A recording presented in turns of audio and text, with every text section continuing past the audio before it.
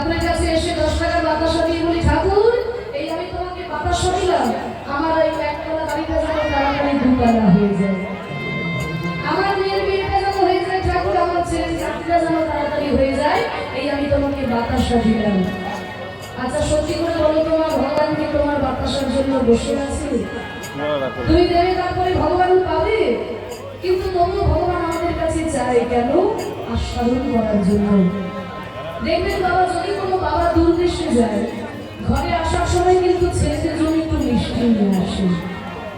একজন বাবা বিদেশে গেছেন, ঘরে আসার সময় ছেলেদের জন্য এক ভার মিষ্টি এনেছেন।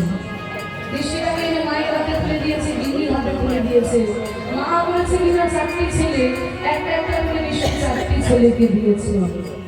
আর ছেলেদেরকে দেওয়ার পরে ছেলেরা যখন মিষ্টিগুলো খায়, তখন বাবা হাত পেতে চায়, ওরে ওরে আমাকে একটু দিবি না, আমাকে একটু দে। আচ্ছা সত্যি করে বলুন তো, বাবা কি খাবার জন্য চায়? বাবার পকেটে তো অনেক টাকা ছিল, মিষ্টি দোকানে বসে 1 টাকা 100টা মিষ্টি খেতে পারত, কিন্তু ছেলের হাতে তুলে দিলাম, তার থেকে ছেলে যদি আমায় একটু খুঁটে দেয়, বাবার কত আনন্দ হবে। একটা ছেলে করে কি না, বাবাকে একটু নখে করে খুঁটে দেয়, এই দেখো বাবা তোমায় দিলাম। আর ওইটুকু মিষ্টি খেয়ে বাবার আনন্দে প্রাণটা ভরে যায়। বাবা ওই মিষ্টির এত স্বাদ আমার আগে তো জানা ছিল না। আবার কোনো ছেলে করে কি না, মিষ্টিটাকে অর্ধেক অর্ধেক করে ভেঙে বাবাকে দেয়, বাবা তুমি খাও। আবার কোনো ছেলে গোটা মিষ্টিটাকে বাবার মুখে মুছে দেয়, বাবা তুমি খাও, আর অনেক মিষ্টি আছে আমি পরে খাবো, বাবা তুমি খাও। আবার কোন ছেলে করে কি না, ওই মিষ্টিটাকে মাটিতে ছুঁড়ে ফেলে দেয়, তবু বাবাকে দিতে মন হয় না। কাজে আমাদের সর্বভাণ্ডের মালিক আমাদের সকল কিছু দান করে আজকে কলিযুগে হাত তুলে দাঁড়িয়ে আছেন। ওগো কলিযুগ, আমি যে তোমাদের এত কিছু দিলাম, তোমরা আমাকে কিছু দিলে, আমাকে কিছু দাও। আমরা ভগবানকে দিতে পারি না, মাগো ভগবানের কাছে এসে দাও দাও, মন প্রাণ দিয়ে তাকে ভালোবাসতে পারি না। বৃন্দাবনের সখাগণ শ্রীরাম সুরাম কৃষ্ণকে ভালোবেসেছিল, কৃষ্ণের কাছে কিছু চাইনি না, মন প্রাণ দিয়ে ভালোবেসেছিল। এই যে সুদামা কৃষ্ণ কৃষ্ণ বলে কেঁদে কেঁদে ব্যাকুল, এই সুদামা কেন কৃষ্ণকে এত ভালোবাসে? এই সুদামা পেয়েছিল, এটা জানতে গেলে বাবা আমাদের যেতে হবে একটু ত্রেতা যুগে। এই সুদামার কাছে গিয়েছিল, একটু মন দিয়ে শুনে রাখুন না।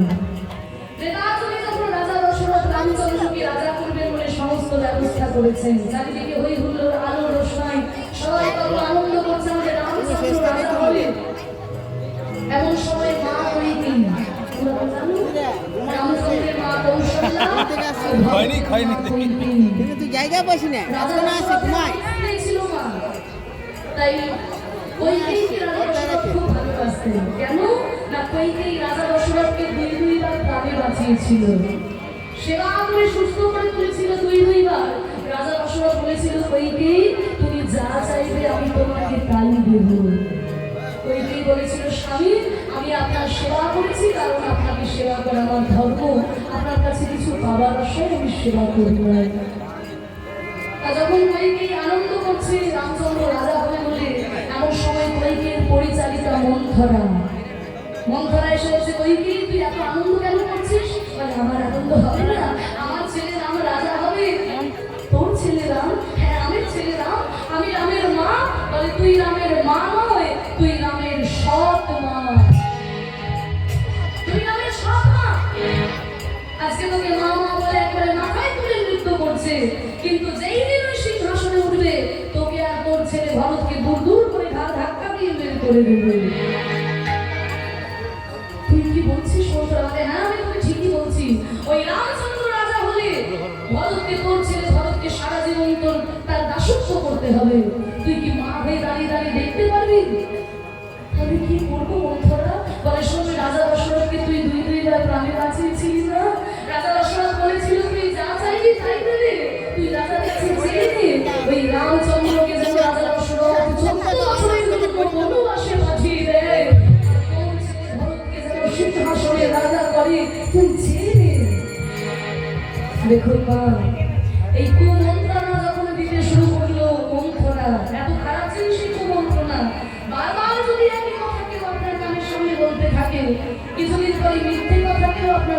বলে মনে হবে। কইকেই কোনো চিন্তা ভাবনা না করে অন্ধকার ঘরে বসে রইলেন। রাজা দশরথ যখন এলো, মা কইকেই বললেন, মহারাজ আপনি বলেছিলেন আমি যা চাইবো আপনি আমাকে তাই দেবেন। আমার প্রথম চাওয়া হলো ওই রামচন্দ্রকে আপনি 14 বছরের জন্য বনবাসে পাঠিয়ে দিলেন। রাজধরকে আপনি সিংহাসনে রাজা করবেন, আপনি আমায় কথা দিন। কইকেই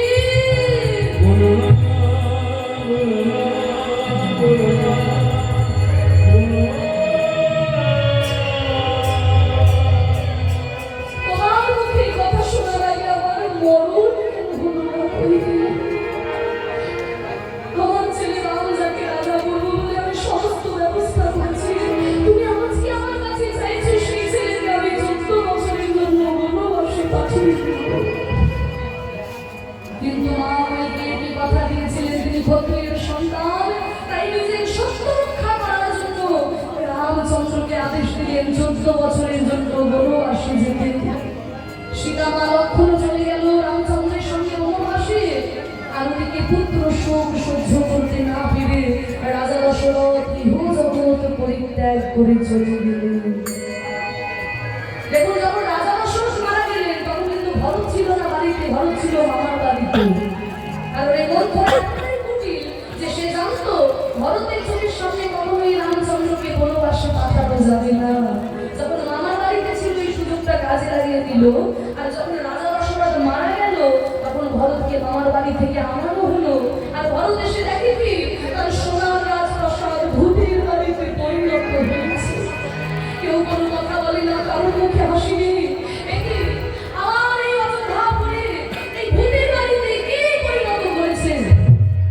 সমুদ্রে এসে বলছে, ভরত এত চিৎকার করে কথা বলো না, কারণ অযোধ্যার এত বড় ঘটনা ঘটেছে আর কারোর জন্য নয়, একমাত্র তোমার মায়ের জন্য। তোমার মায়ের সাথে রামচন্দ্র 14 বছরের জন্য বনবাসে গেছে, আপাতত তুমি অযোধ্যার রাজা। আমার মা ছুটতে ছুটতে গেল কইকেয়ীর কাছে, মা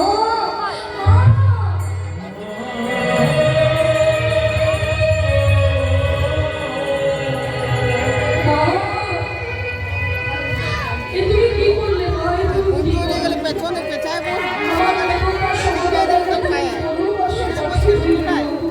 কত ঢালে দেখা যাচ্ছে আমি রাজত্ব করবো।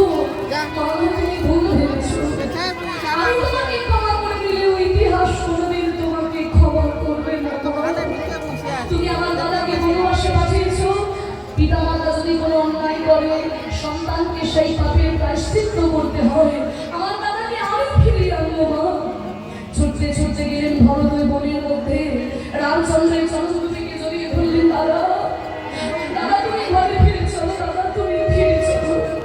তুমি যেন সোনার অযোধ্যাপুরে ভূতের বাড়ি হয়ে গেছে, তুমি ফিরে চলো। ভরত ভাই ভাই তুই আমাকে ফিরিয়ে নিয়ে যেতে এসেছিস? হ্যাঁ দাদা আমি তোমাকে ফিরিয়ে নিয়ে যেতে এসেছি। ওরে ভরত তুই কেমন ভাই, তুই কেমন ভাই রে? দাদা যদি সম্পত্তি ছেড়ে চলে যায় ভাইদের বড় আনন্দ হবে যে এখন সমস্ত সম্পত্তির ভোগ যখন আমি একাই করবো। আর তুই কেমন ভাই, আমি সব কিছু ছেড়ে চলে এলাম আর তুই আমাকে ফিরিয়ে নিয়ে এসেছিস। ভরত তোর মতো ভাই ঘরে ঘরে হবে, তোর মতো ভাই যেন ঘরে ঘরে হবে। দাদা তুমি ফিরে চলো, দাদা তুমি যেন সোনার অযোধ্যাপুরে ভূতের বাড়ি হয়ে গেছে, তুমি ফিরে চলো। ভাই আমি তো ফিরে যেতে পারবো না। কেন দাদা? ওরে ওরে আমার জীবনে বাবা আগে নাকি ভাই আগে? যে কারোর জীবনে আপনারা বলুন বাবা আগে নাকি ভাই আগে? আমরা বাবার জন্য ভাইকে দিলাম নাকি ভাইয়ের জন্য বাবা?